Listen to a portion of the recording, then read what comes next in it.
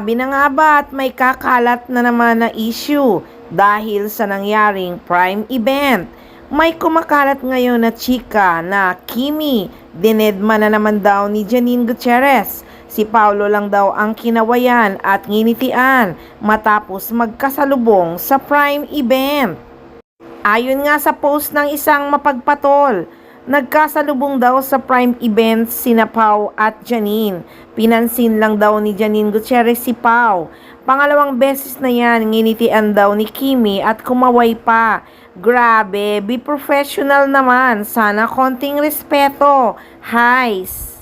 Siyempre, comment naman ng mapagpatol na wala namang kaalam-alam. Do unto others as you would like others do unto you. Ang sama pala ng ugali ni Mata, kasuka, bitter na bitter kay Kimi at siya ang pinili ni Paulo. Just ignore Kimi and keep on smiling. You're the winner in Pau's heart.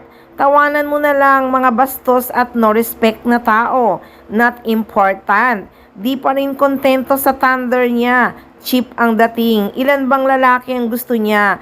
Feeling VIP hindi naman sikat. Next time, keep distance from the Tarsier. Baka kainin kayo niyan. Just deadma that other woman. Kabit lang naman yan. She's not important. Hey, mahaderang palaka. Comment to the max ka talaga ha. Parang alam na alam mo talaga yung totoong nangyari. At alam mo naman din na maraming fake ang nakapost sa social media. Mga bubita talaga kayong mga fans ng Kim Pao. Mapagpatol sa mga fake post. Excuse me no, hindi masama ang ugali ni Janine Gutierrez. Hindi mai-inlove ng sobra si Rayber Cruz, Paolo Abilino at ngayon nga si Jericho Rosales kung masama ang ugali ng isang Janine Gutierrez. Anong sabi mo, kasuka at bitter? Kayong mga fans ng Kim Pao ang nakakasuka at bitter. Hindi talaga kayo makamove on no? Akala nyo naman aagawin pa ni Janine Gutierrez si Paolo Abilino sa idol nyo na laging nakaangkla? Ha? Akala mo aagawin si Pao sa kanya? Excuse me no, isaksak nyo sa kokote nyong sarado na sobrang mahal na mahal ni Janine Gutierrez si Echo. Yun kaya ang kanyang dream boy. At madly in love ang Echonin sa isa't isa kaya manahimik ka.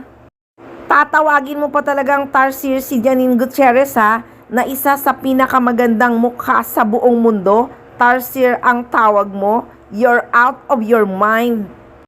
Sinundan mo pa talaga na kabit si Janine Gutierrez ha. Patunay lang yan girl na wala kang kaalam-alam kundi kumuda. Nakakatawa talaga kayong mga fans ng Kim Pao. Sa mga inaasal niyo talagang mga fans ng Kim Pao, ay talagang takot na takot kayong maagaw ni Janine Gutierrez si Paolo Abilino. Magdasal kayo sa lahat ng saint at lumakad ng paluhod sa baklaran na magkaroon nga ng relasyon ang Kim Pao ha. In your dreams, mga obob.